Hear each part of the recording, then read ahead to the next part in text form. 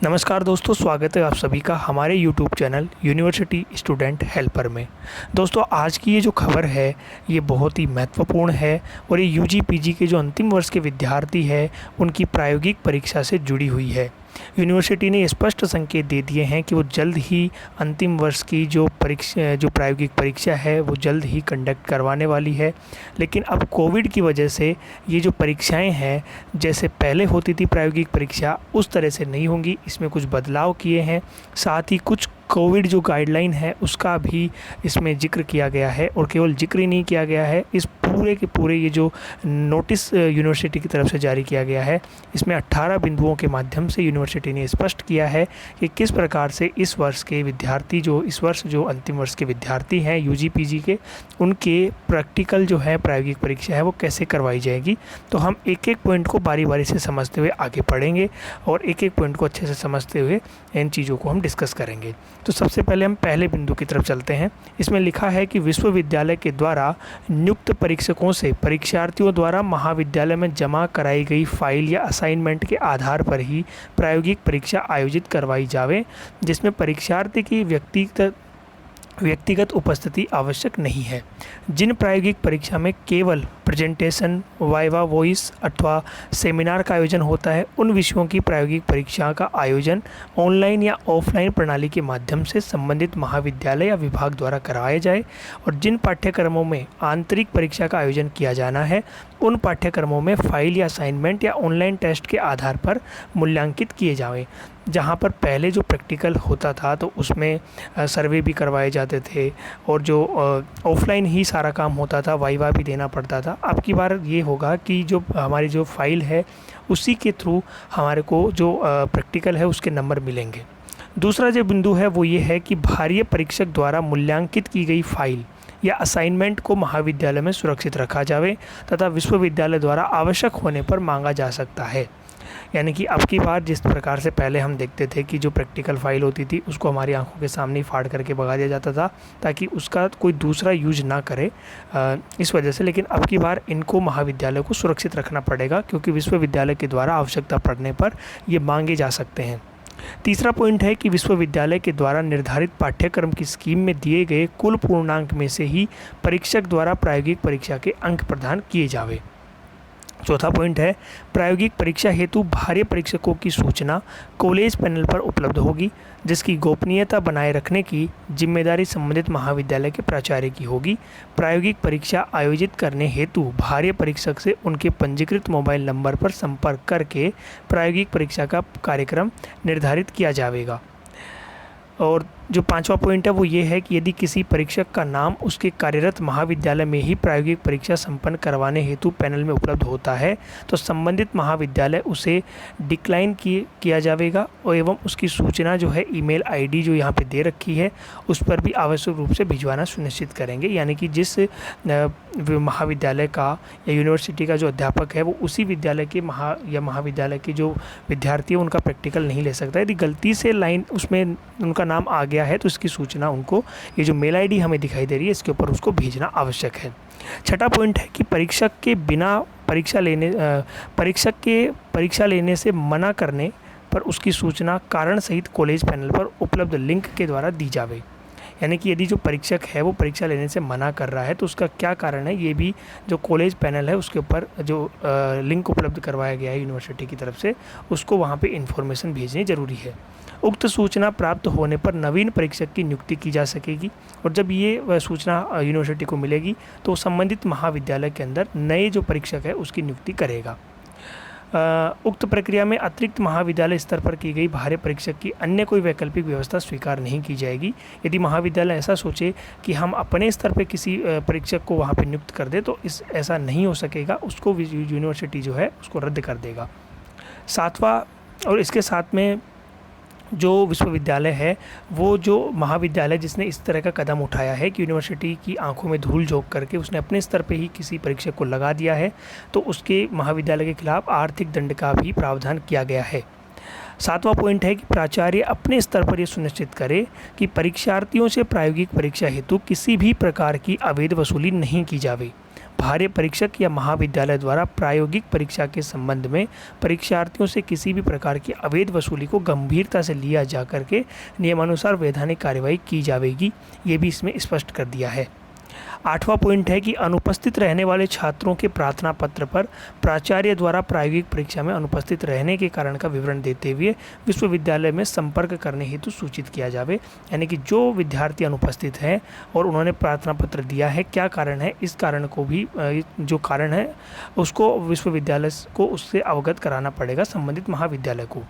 9वां point है कि महाविद्यालय में समस्त परीक्षार्थियों की प्रायोगिक परीक्षा का आयोजन करवाकर अंकों को निर्धारित अवधि में ऑनलाइन पोर्टल पर अपलोड किया जाएगा और महाविद्यालय के द्वारा किसी भी नियमित या पूर्व छात्र के अंकों को मैनुअल ऑफलाइन हार्ड कॉपी पर अंकित कर भेजे जाते हैं तो उन्हें विश्वविद्यालय द्वारा स्वीकार नहीं किया जाएगा और तथा ऐसे जो परीक्षार्थी हैं उनका परीक्षा परिणाम अनुपस्थित मान करके घोषित कर दिया जाएगा। यानी कि जो नंबर है वो ऑनलाइन ही अपलोड होंगे, ऑफलाइन नहीं होंगे। विश्वविद्यालय द्वारा इस संदर्भ में ना तो कोई पत्र व्यवहार किया जाएगा और ना ही परीक्षा परिणाम परिवर्तित किया जाएगा। ऐसे किसी भी प्रकरण में होने वाली वैधानिक कार्यवाही हेतु संबंधित महाविद्यालय के प्राचार्य स्वयं जिम्मेदार होंगे। 10वां जो पॉइंट है वो ये है कि प्रायोगिक परीक्षा हेतु जिन परीक्षार्थियों को विश्वविद्यालय द्वारा अनुक्रमांक आवंटित नहीं किए गए हैं, ऐसे सभी परीक्षार्थियों के अवार्ड्स परीक्षक पैनल पर संबंधित कक्षा के उपलब्ध लिंक के माध्यम से दर्ज किए जाएंगे और परीक्षा आवेदन पत्र की जांच के दौरान परीक्षार्थी के अपात्र पाए जाने की स्थिति में उसकी प्रायोगिक परीक्षा को निरस्त कर दिया जाएगा। 11वां जो इसमें बिंदु है वो ये है कि परीक्षक के द्वारा प्रायोगिक परीक्षा के अवार्ड भरे जाने पर पोर्टल से ही पारिश्रमिक यात्रा भत्ता के बिलों को जनरेट किया जाएगा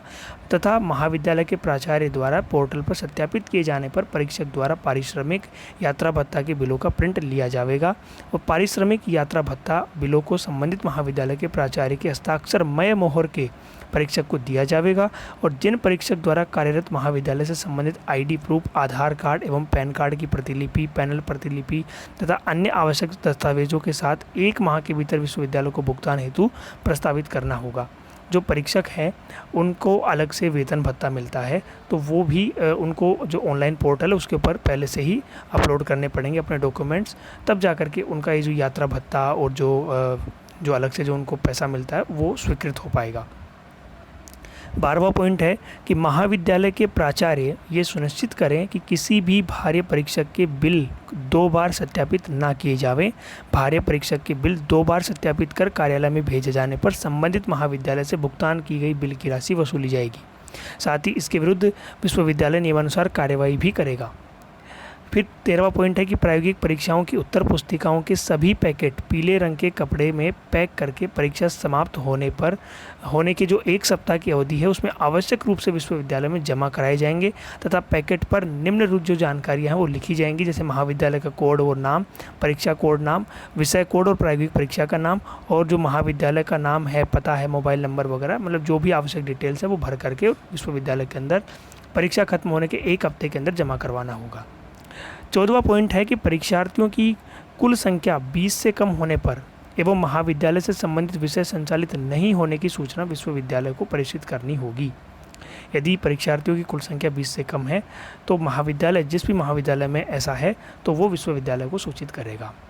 15वां पॉइंट है कि प्रायोगिक परीक्षा व अवार्ड भरने के संबंध में किसी भी प्रकार की तकनीकी कठिनाई आने पर पोर्टल पर उपलब्ध हेल्पलाइन नंबर 7726953531 अथवा 1800-180-6433 पर संपर्क कर सकते हैं। समाधान नहीं होने की स्थिति में अविलंब विश्वविद्यालय को पूर्ण विवरण सहित एक ईमेल आईडी जो यहाँ पे जनरेट कर रखी है, आपको दिखाई दे रही है स्क्रीन के ऊपर, इसके ऊपर जो दूरभाष नंबर जो दे रखे हैं वहाँ पर इसको भेजा जाना आवश्यक है। 16वां पॉइंट है कि महाविद्यालय के प्राचार्य किसी भी परिस्थिति में परीक्षक का ऑफलाइन बिल सत्यापित ना करें। इसके परीक्षार्थियों की संख्या अन्य प्रविष्टियों में संशोधन करके बिलों का सत्यापन ना करें, अन्यथा महाविद्यालय नियमानुसार जो विश्वविद्यालय है वो संबंधित जो महाविद्यालय है उसके खिलाफ नियमानुसार कार्रवाई करने के लिए और आर्थिक दंड लगाने के लिए वो मतलब तत्पर रहेगा, वो लगा सकता है। 17वां जो पॉइंट है वो ये है कि प्रायोगिक परीक्षाएं व प्रायोगिक परीक्षा के अंकों को ऑनलाइन पोर्टल या हार्ड कॉपी में विश्वविद्यालय के द्वारा निर्धारित तिथि तक संपन्न या दर्ज नहीं कराए जाने पर 50,000 रुपये प्लस 20,000 रुपये प्रति छात्र आर्थिक दंड का प्रावधान है। यदि जो महाविद्यालय है यदि वो संबंध जितनी लास्ट डेट है उनको अपलोड करने की यदि वो नहीं करता है तो प्रति छात्र के हिसाब से इतना आर्थिक दंड लगाए जाने का प्रावधान है। और सबसे महत्वपूर्ण ये और अंतिम जो बिंदु है 18वां, वो ये कहता है कि कोविड-19 प्रोटोकॉल के तहत परीक्षा केंद्र राज्य सरकार गृह विभाग द्वारा समय समय पर जारी एडवाइजरी एवं समस्त दिशा निर्देशों की पालना यथा मास्क, सैनिटाइजर का उपयोग, सामाजिक दूरी, परीक्षा केंद्र को सैनिटाइज करवाना आदि की पूर्णतः पालना सुनिश्चित करेंगे ताकि संक्रमण की विषमता को नियंत्रित किया जा सके और परीक्षाओं को सुचारू रूप से संचालन उनका किया जा सके। ये जो नोटिफिकेशन है ये आज ही 22/7/2021 को जारी किया गया था। इसमें परीक्षार्थियों के लिए जो 2 अहम बिंदु है वो पहला तो ये कि पहले जहाँ पर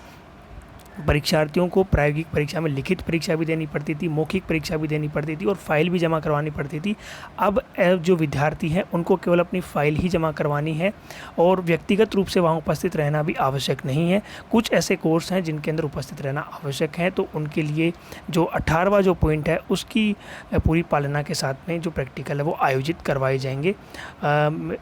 मैं ऐसी उम्मीद कर सकता हूं कि आपको ये जो पूरा का पूरा जो नोटिफिकेशन जो यूनिवर्सिटी की तरफ से जारी हुआ है वो आपको समझ में आ गया होगा, और यदि आ गया है तो थम्स अप दबा करके और मुझे बताएं कि आ गया है, और अगला जो वीडियो आप किस विषय पर चाहते हैं वो भी मुझे कमेंट बॉक्स में लिख करके ज़रूर बताएं। धन्यवाद।